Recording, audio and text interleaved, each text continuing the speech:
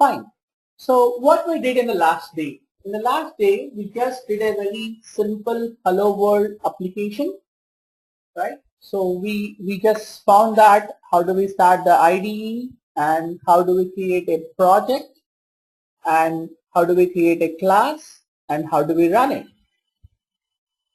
Then we did some examples where I was asking for some information or I was asking a user to enter some data, and how do I read the data entered by the user? How do I read the data entered by the user? So we did both examples in the last day. So today what we're going to do? We're going to do a little more, I don't say little more complicated. Rather I say more about the control statements. So let me name the package as data2. Then let me create a class find greatest.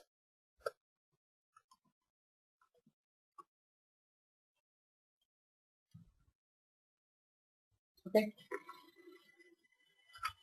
Find the greatest.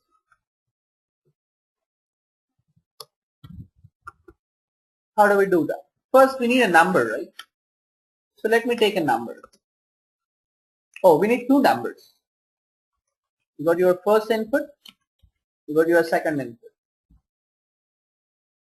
So let me assign my first input as 23, second input as 34. I just want to figure out which is the greatest of the two.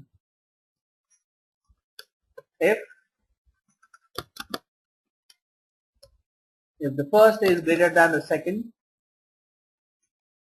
then I give a SISO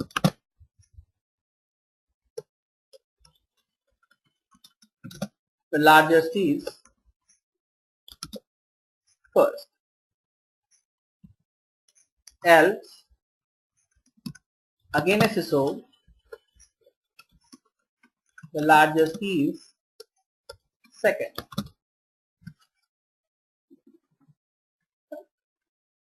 So it's very simple. Let me run this. Java application. When I see the largest is 34. Now if you see, I'm writing in double quotes. Then I'm using a plus. Here plus is acting like a not a operator for adding two numbers, but rather it is acting like a concatenation operator. The plus acts as concatenation operator. So it joins together. It joins the message together. Right? So in case if you don't use double quotes, what happens? In case if you write instead of the plus over here, if you do this,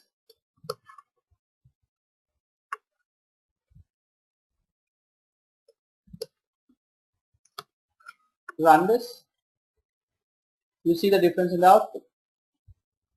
Then you got the message as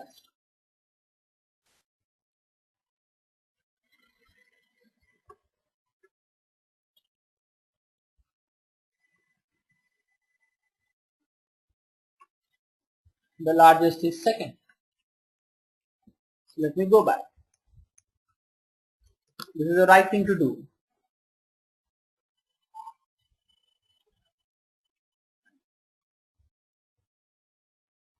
Now, but whereas the input, you are hard coding the values. We are hard coding the values. Right? You are fixing the values in the program. I need to modify the program to find the greatest of another two numbers. I need to modify the program to find the greatest of another two numbers.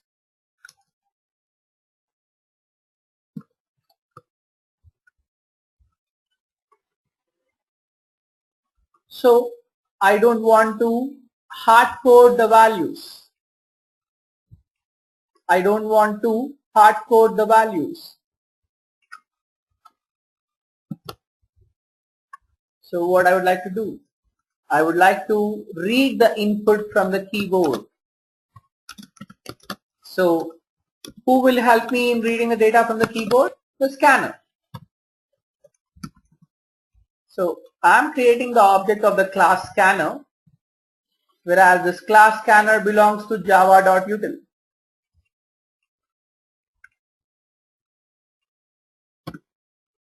Here we go. Scanner. If you see, I'm not typing the entire word, rather I'm typing the first two alphabets. Then I use control space bar.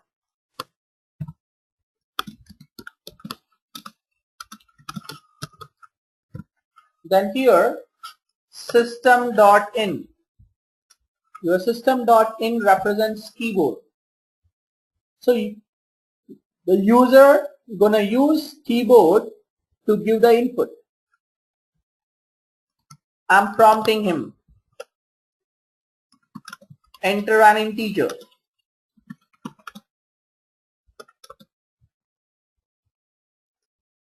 Then look at this. I'm accepting the number. On the scanner object, I'm calling nextInt. So nextInt is an operation, or nextInt is an action which will read data from the keyboard, and you're storing into first. Now I do the next. Enter another integer.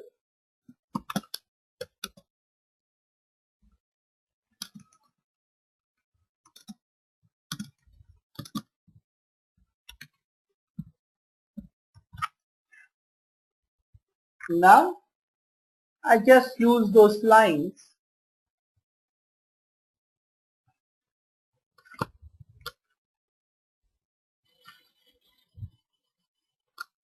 Yep. Now this will be interesting because you entered the data. Run it again. Pass another set of values.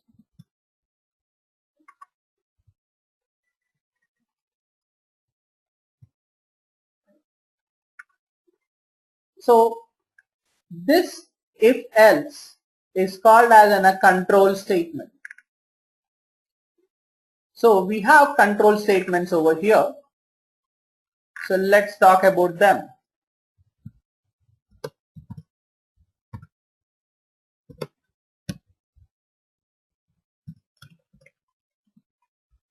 These control statements are classified into two.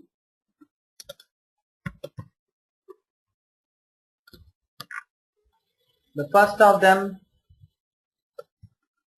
is branching.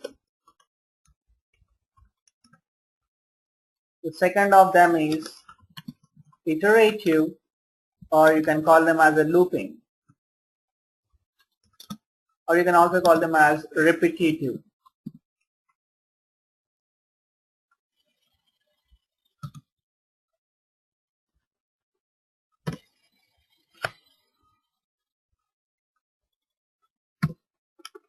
Right. So whereas in the branching, we got if,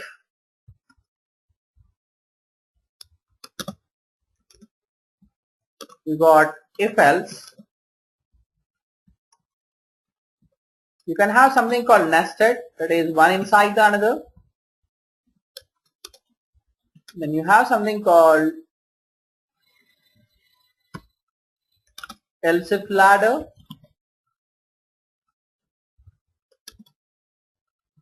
Then you got a switch. You got condition. Whereas in iterative, you have while,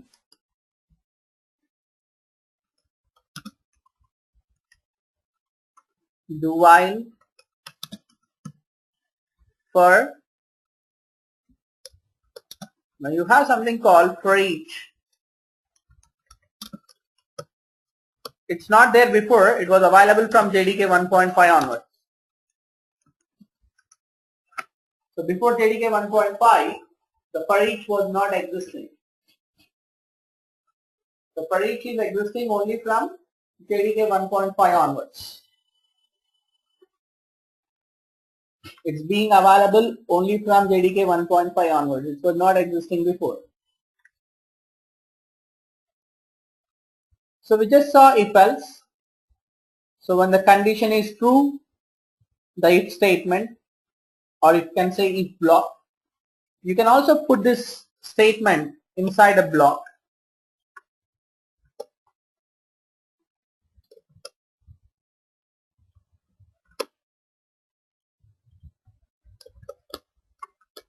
So the block is optional when you have only one statement. When you have only one statement, then the block is optional. But when you have more than one, the block is mandatory.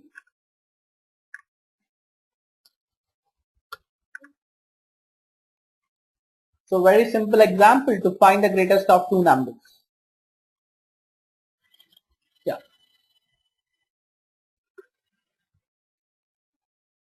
I hope no questions, right? Or any questions before I move to the next one?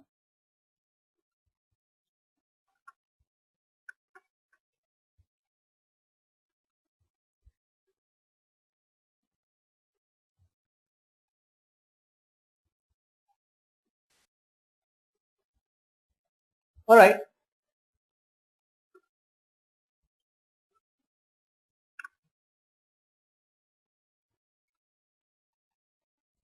So let's move on to the next.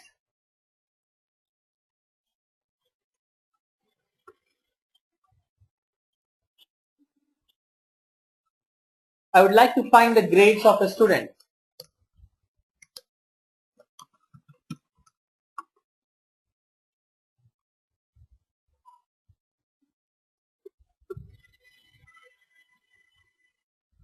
I would like to find the grades of a student.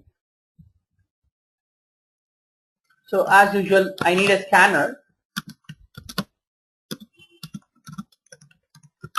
to accept the marks of the student.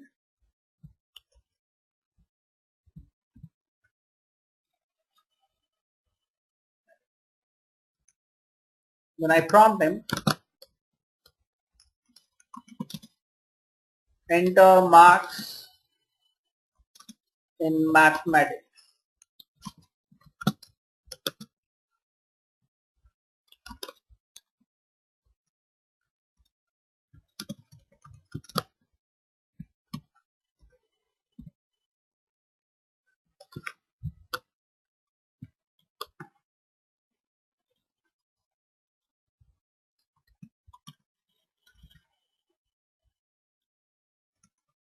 Yeah. Now let me find the total.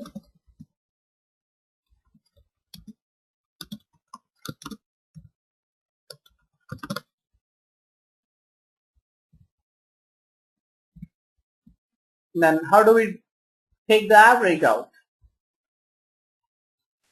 When you divide an integer with an integer, the result is always an integer. So I'm just giving it as average, because as my total is an integer, and when I divide an integer with another integer, the result is also an integer.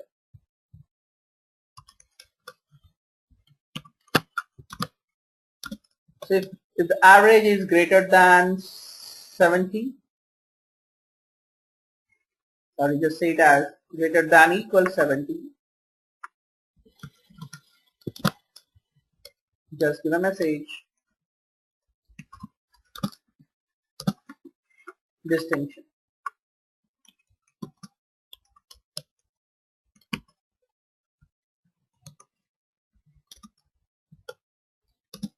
If it is greater than equal 60,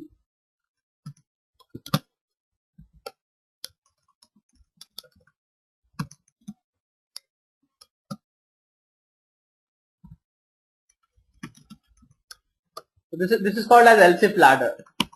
Between the if and the else, you can write as many as many else ifs as you want.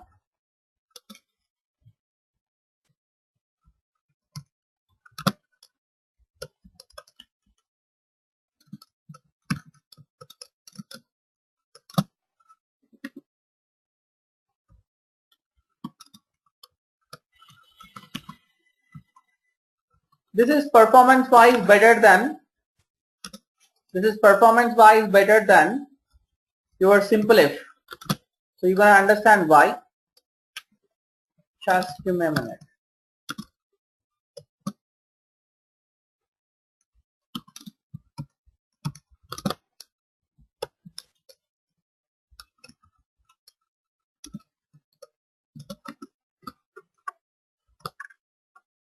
Simple, run the code.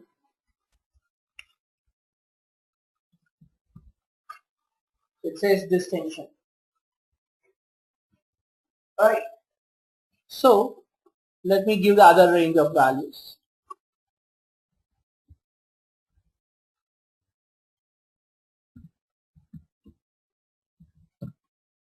First class.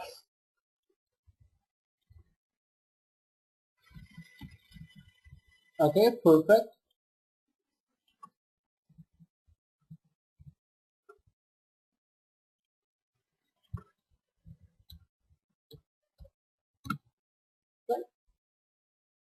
But instead of using else ifs, if I start using only simple if, let's see what happens.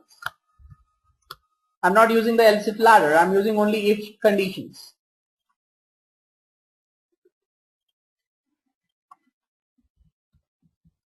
I hope you observe the change now. So it is getting treated as distinction, first class, second class, as well as third class, because each and every condition is being tested. Though the first condition is satisfied, your second condition, third condition, fourth condition, everything is being tested. Whereas in case if you make use of the else if ladder, if the first one is satisfied, the rest of them are ignored. If the first condition fails,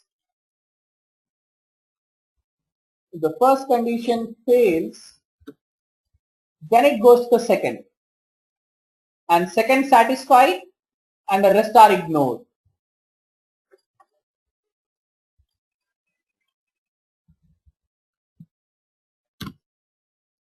Now, first condition failed, second condition failed, then it reaches the third.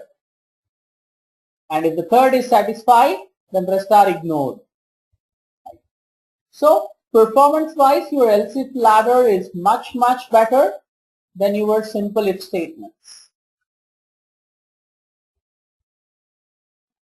Because in else if ladder, if the first condition is met, the rest of them are ignored. Whereas if you consider your simple if statements, irrespective of the first condition satisfied or not, each and every condition is being tested. That is, it is consuming us time. So the time complexity increases.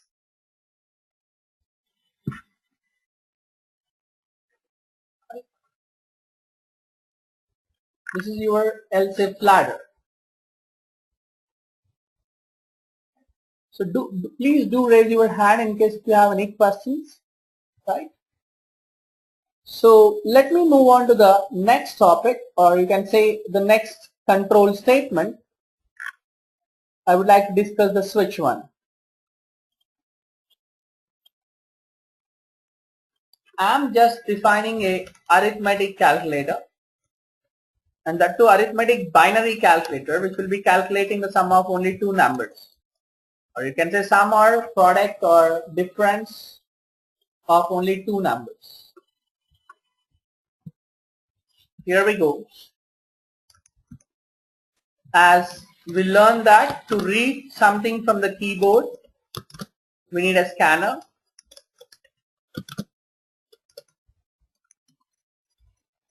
So I'm creating the object of the scanner, whereas system.in represents your keyboard.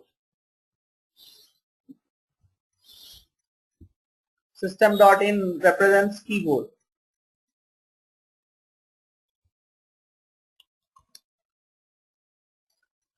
So again, I'll be prompting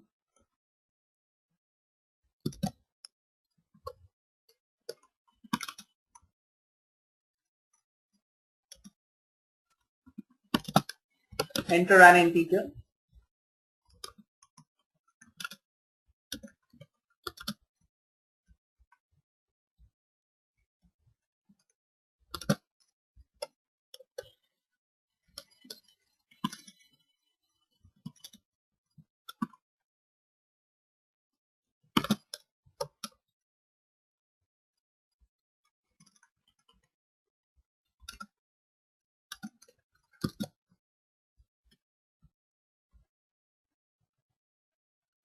Now, then again I'll be asking enter the operator. So this is something which will be interesting. So what do you mean by enter the operator? So you will be either entering the plus, minus, or asterisk, or forward slash. That is, you will be entering the addition operator or subtraction operator or multiplication operator or a division operator. You may enter any one of it. Okay. So, but that's a character, right? So how do I read a character?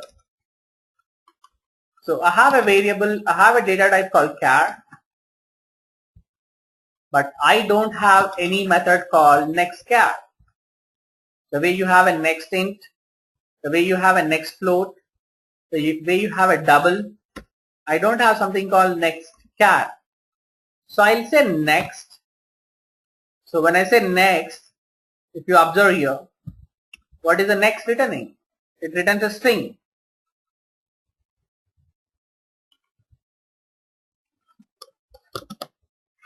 What is the next int returns? It returns an integer. What is the next return? String. But am I interested in the string? Because my destination is character. Scanner.next will give me a string, but my destination is character. So scanner.next will give you a string, and from the string, what do you need? You need only the character which is at the position 1.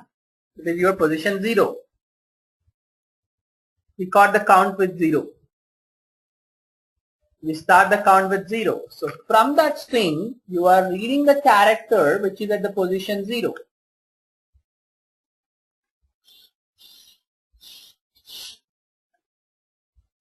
Then how do I use this? Look at this. You got a switch. It's a block. So whatever the operator you enter, that will be passed here. If that operator matches with plus, then I'll be performing addition.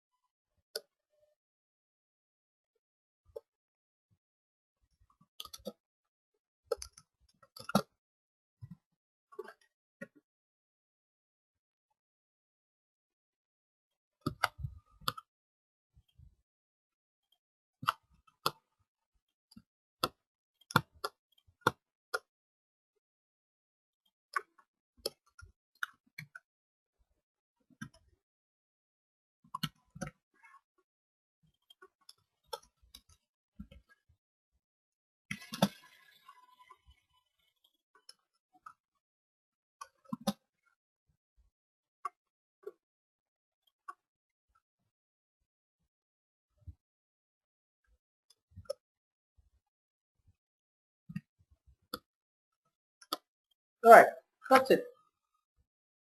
So, we can also do one more stuff. In case, if he enters any other operator, then I can just give him a message. Invalid operation on operand.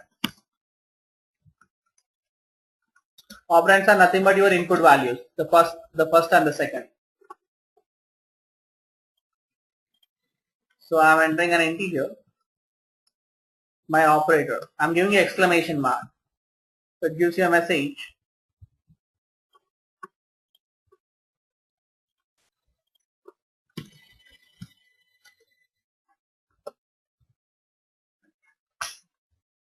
So this is much efficient than your rest of them, and the number of lines it consumes is also less in comparison to your if-else blocks. If you want, we can also do the same operation using if-else. If, else if, else if, else if, then else. Right. Whereas this is much simpler in I mean, when I say simpler in terms of the usage, it is user friendly to write it in comparison to your if-else. Or you can say else if ladder, because you have multiple conditions to be tested.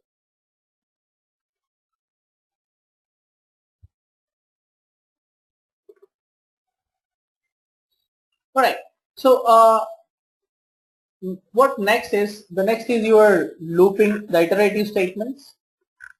Are you guys okay in discussing these things, or shall I skip this and move on to the object oriented concept? Or is it good for you people to have the revision of them?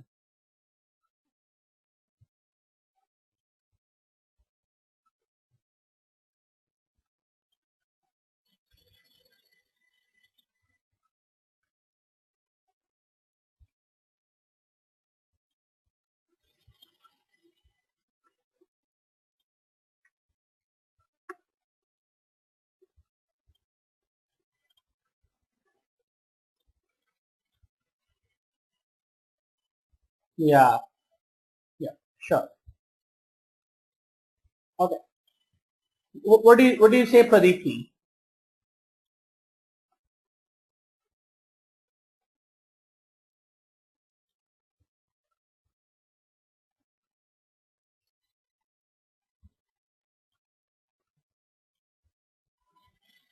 Okay. Okay, fine. Let me just wrap it up very quickly with the while, do while, and for. I don't take much time into them.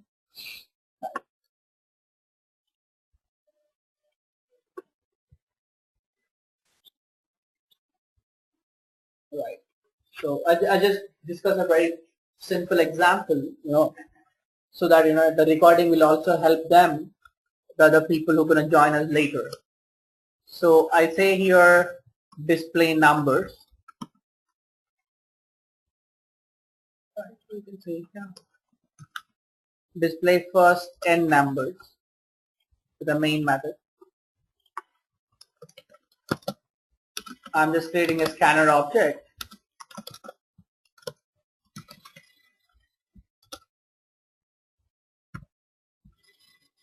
Then I'm prompting enter the upper limit, or you can say the maximum.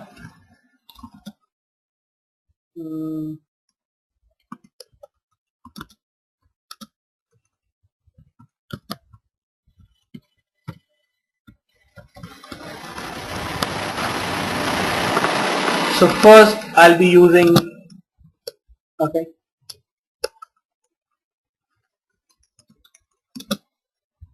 using the while loop.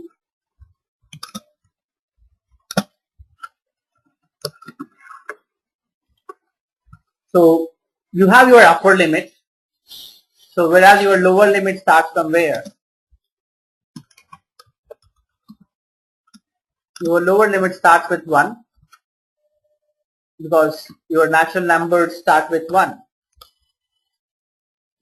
So while, as long as your lower limit is less than equals to upper limit, keep displaying that lower limit value, and for every iteration increment it. If you don't increment, it goes for infinite number of times, because imagine if your upper limit is 5 and your lower limit is 1, so 1 is less than equals 5, right? So this is like an iterative process. This iterative process continues as long as the condition is true. So since 1 is less than equals to 5, it keeps printing 1, 1, 1 continuously. It never stops. See, it's still printing, it's going on. So if you look at the scroll bar over here. So I'm going to terminate the execution process. We can terminate it with the help of this red color button on the console.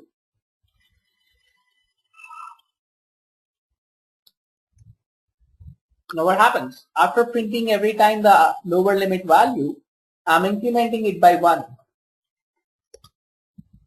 So that increments the value. That increments the value by 1.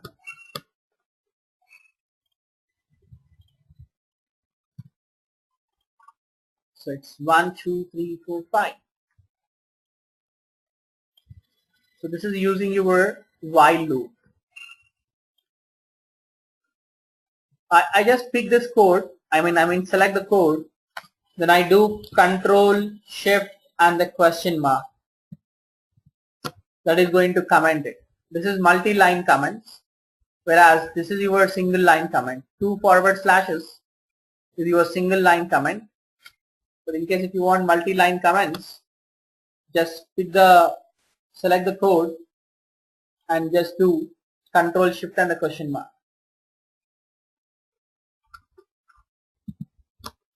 That will give you the multi-line comments. Now the same stuff if I want to do it with the do while loop.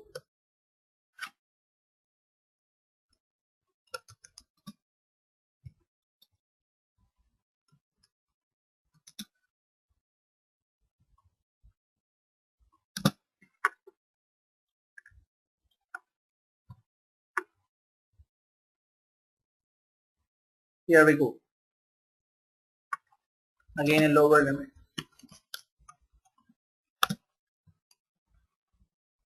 And you got while. Oh, sorry, it's a different concept. Or you can say different structure. Okay, continue this as long as your lower limit is less than equal to upper limit.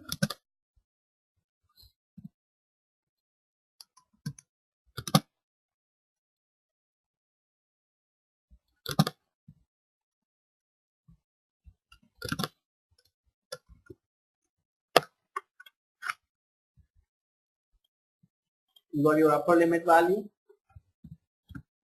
1, 2, 3, 4, 5. But there is a small difference between the while and the do while. The difference comes is your while is entry control, whereas do while is exit control.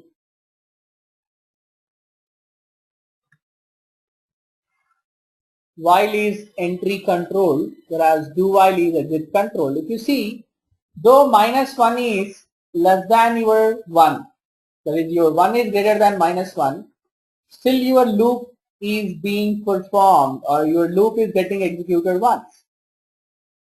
Because you test the condition after the execution of the loop once. That is the difference between your while and the do while.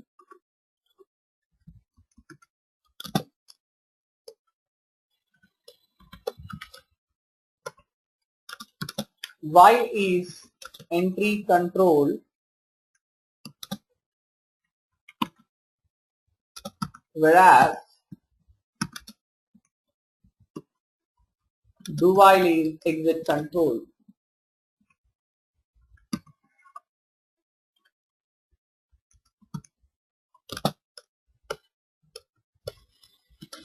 While executes only when condition is true and continues as long as true. Whereas your do while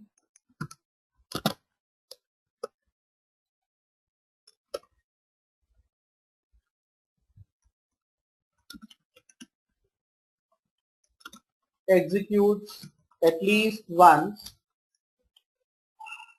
do while executes at least once, irrespective of condition status. And it continues as long as true.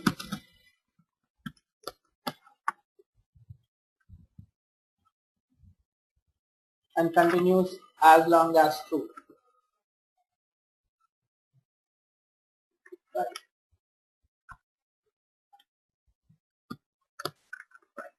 So here goes the next one. There is something called for loop.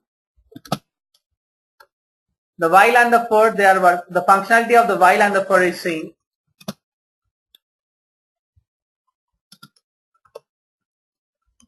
Works in the same way as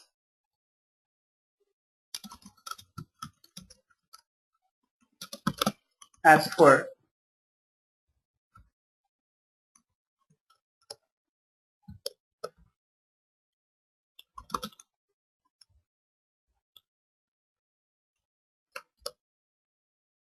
I less than 4.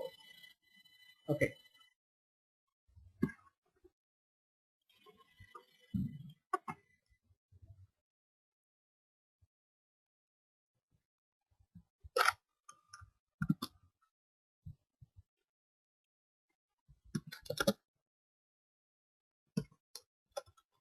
Lower limit. So your lower limit should start with 1 because your natural number starts with 1. And how long it goes? It goes less than equal to upper limit, lower limit plus plus. The difference is you write everything at one go. You initialize it, you check the condition, and you increment it at one go. But the functionality is exactly the same way your while loop works. It works in the same way the while works, but the only thing is the place where you increment the value, the place where you test the condition, the place where you initialize the value was different in while, whereas in the for you write all of them at one place.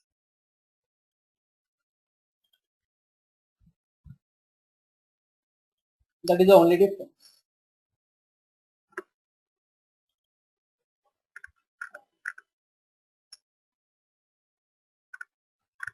Now I won't be discussing the for each now. We'll be coming back to the for each later.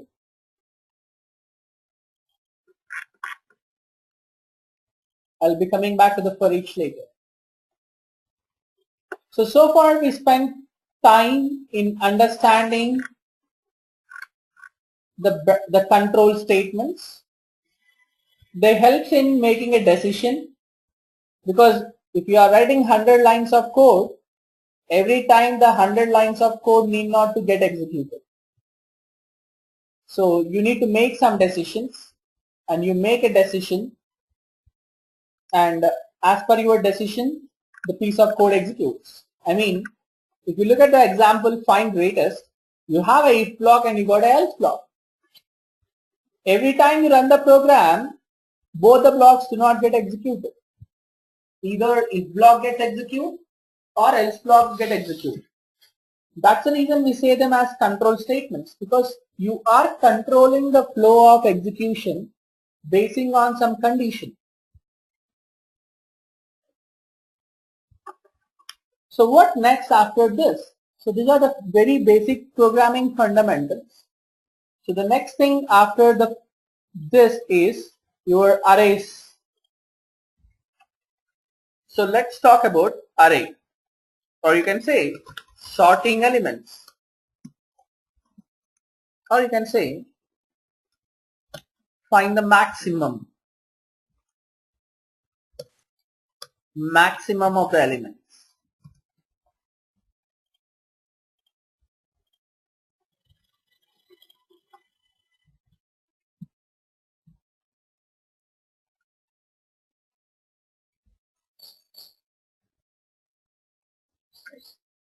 Here we go.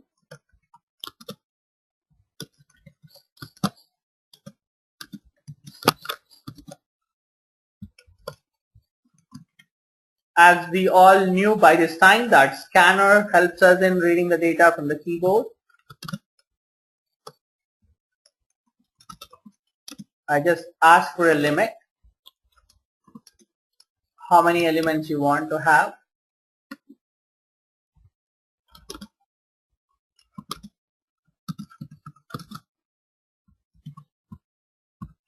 Now, so far it's okay. Now focus here.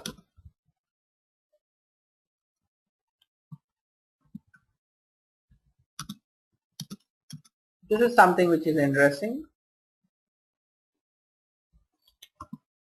Now what this indicates? Elements is the variable which can hold multiple values together.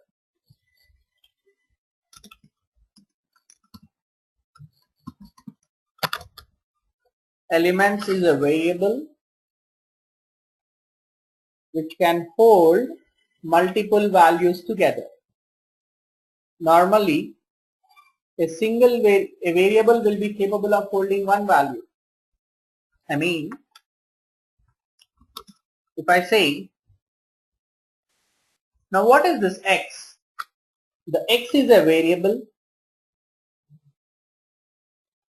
X is a variable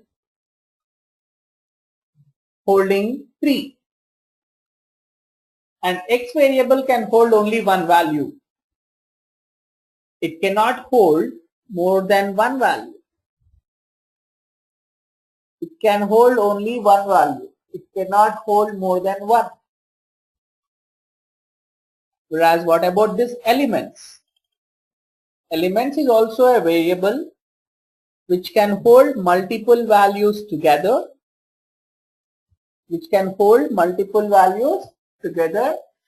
But what is the limitation? How many values it can hold? It depends on the number you specified here. If I say 5, it can hold only 5 values together. If I say 50, it can hold 50 values together. If I say limit, whatever the value in the variable limit, it can hold those many values. So we call it as an array.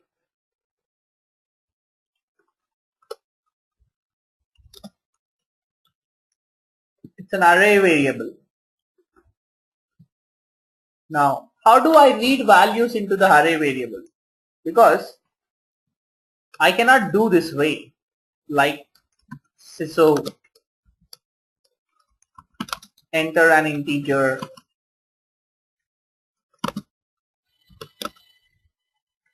then you cannot say elements of 0, that is your first value,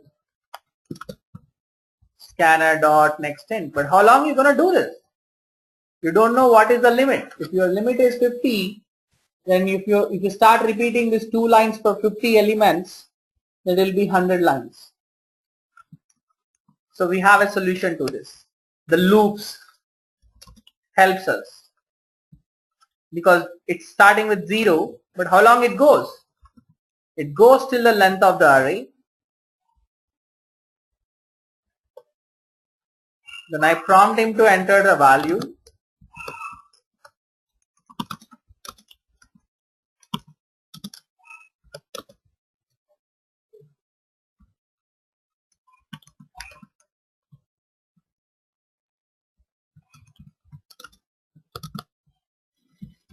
Now the loop repeats for length of the array times. And those many values you're going to accept. See. Enter the limit 5. I can enter the values till done. You don't ask after that because you reach your maximum extent. You set the limit as 5. So 1, 2, 3, 4, 5.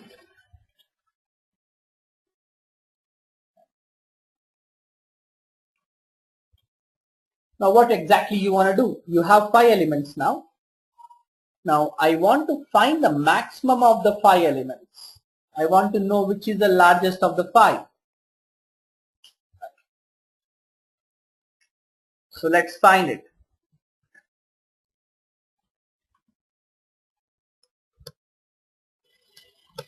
So what I do is,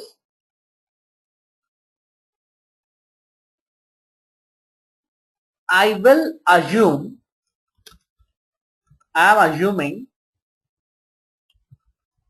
the first element as the maximum element. It's only an assumption. I'm assuming the first element as the maximum.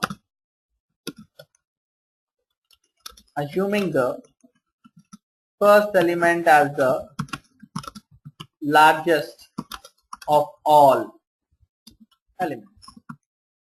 It's only an assumption. So I'm going with that assumption.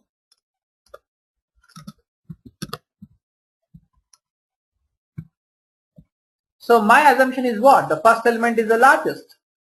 So I'm trying to confirm, is my assumption correct? Or is my maximum less than any other element? I'm just confirming. Is my maximum, what is my maximum? The first element.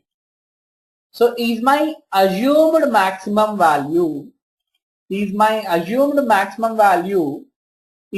less than any other value? If yes, then my maximum changes to that. If yes, my maximum changes to that. So what is this? First thing is ensuring is whether my assumption or my assumed maximum is largest in the list or not. So what happens? I'm comparing my assumption. My assumption is 0. I'm comparing my assumption with 1. Again I compare my assumption with 2 because on I++ I changes to 2. So every time my assumption is being compared with rest of the elements in the array. So when the condition satisfies, my maximum value changes to what? The other one. So once this process is completed or once the cycle is completed, I end up in actual maximum value in this variable. So replacing the assumed maximum with the array element value.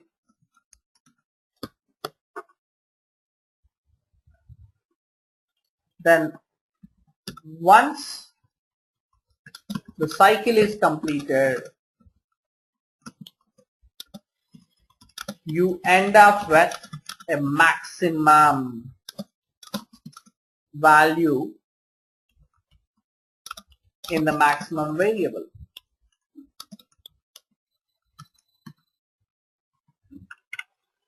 Just print it.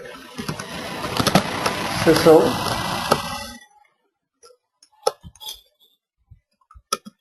maximum is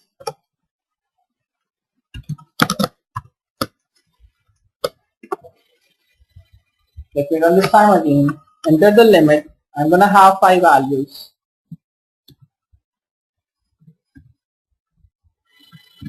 See, the maximum is 9. But what is the first value I entered? 7. So I assumed my 7 as the maximum. But during the process I realized that 7 is not the maximum, whereas 9 is the maximum. So 9 gets into the maximum variable, and once the cycle is completed, I'm printing the value which is in the maximum variable.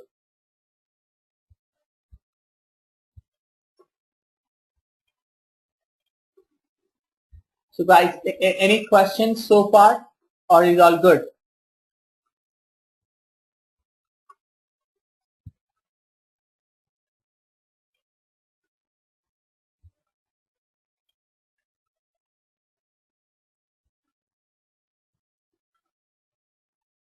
All right.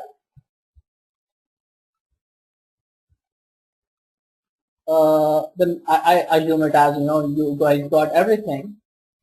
So let me add few more examples. Okay.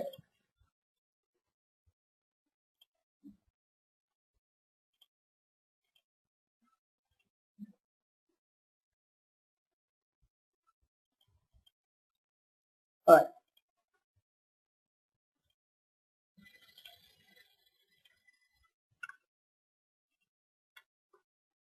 Now I found the maximum of elements.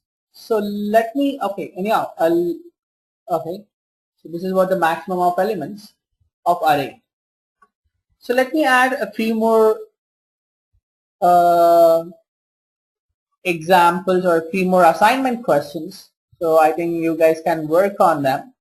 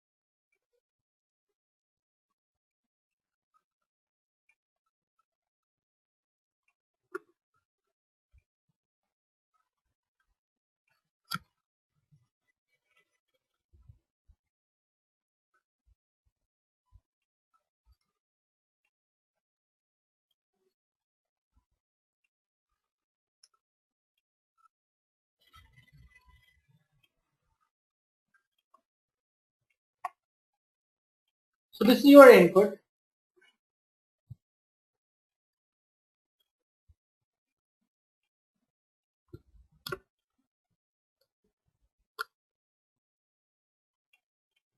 Now I want it get change it to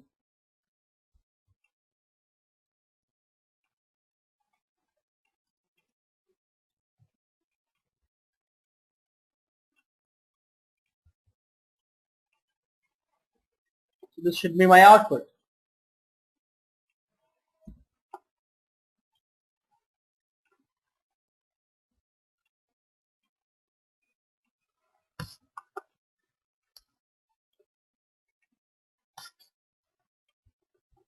Okay. So this will be my input and this will be your output.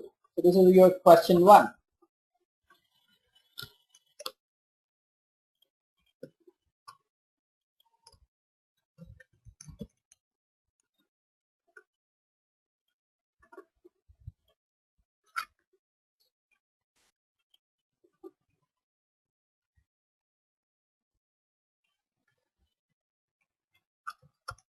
This is your input array and this should be your output array.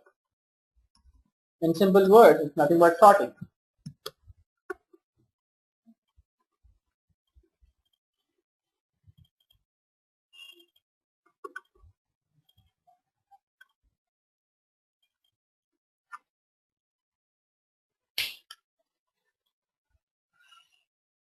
Fine.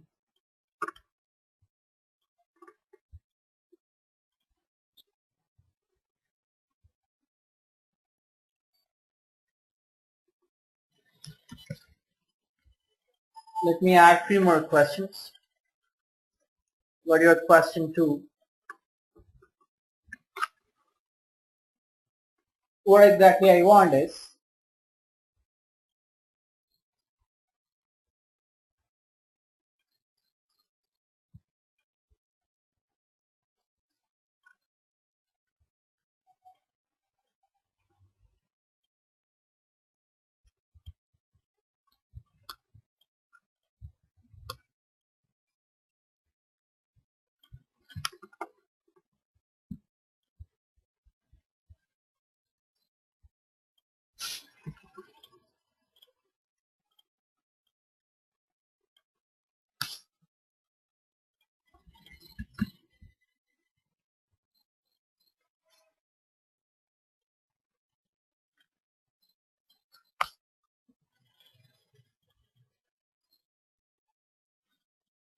No. Okay.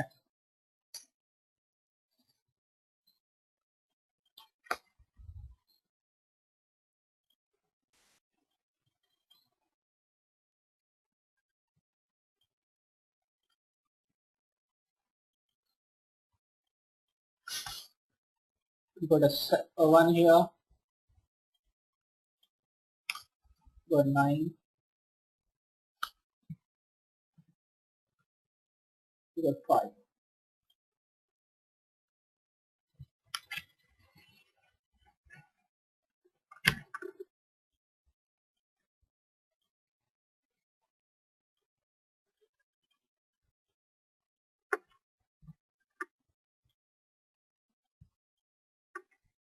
So this should be your output. So even element should go into one array, odd element should go into another array. This is your question 2.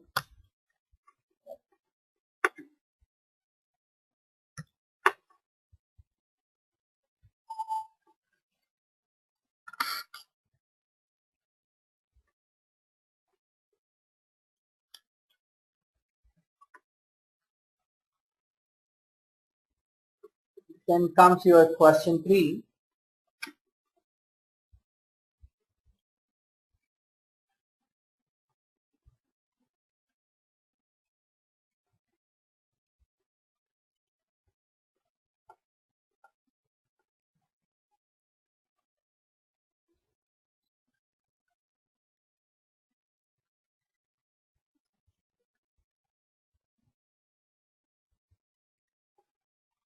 You just need to reverse the elements in question 3.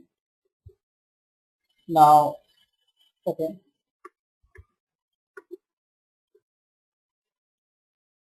it should be 6,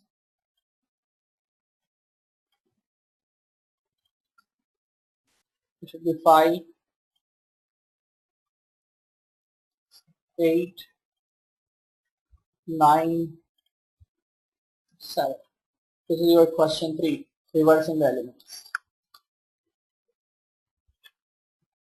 Okay, so this is the very simple examples. So you can just play with these examples until we meet next time. So Shiva will communicate to you on the weekend sessions. So as per my knowledge, there will be no weekend sessions. We will do sessions only on the weekdays. That is from Monday to Friday. And but I'm not sure about that. But he will communicate to you on that whether there is a session on weekend or not. So any questions for me before I wind up? I would like to stop here. So I have 3 assignment questions for you two people to work on. So any questions on the topics we covered so far, or anything else you would like to suggest?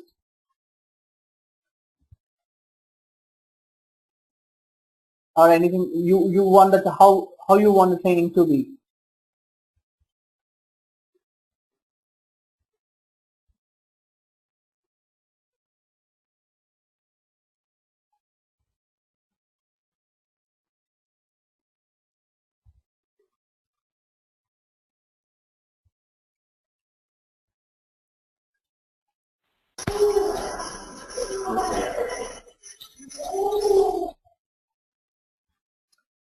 All right.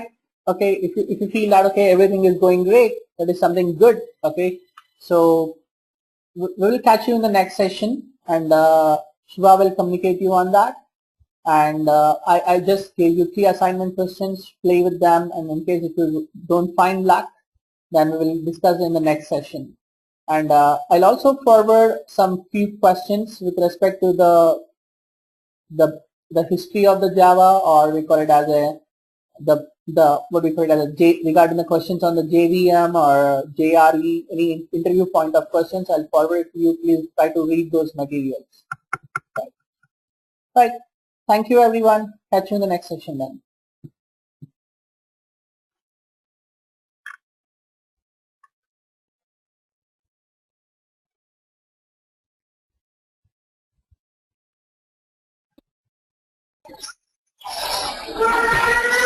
Thank you. Thank you.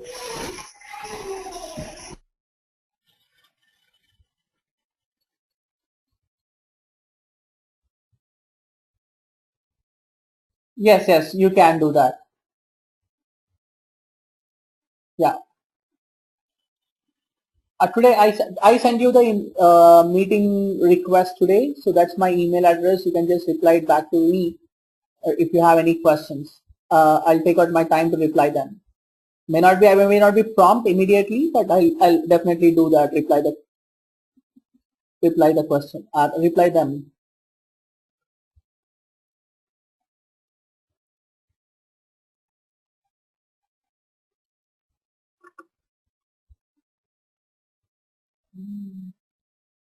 Yeah.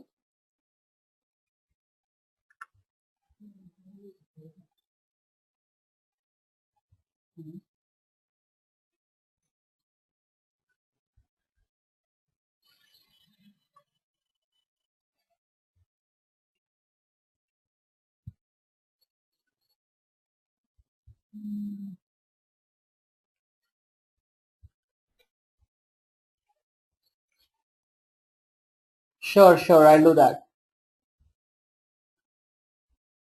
Recordings. We're gonna forward it.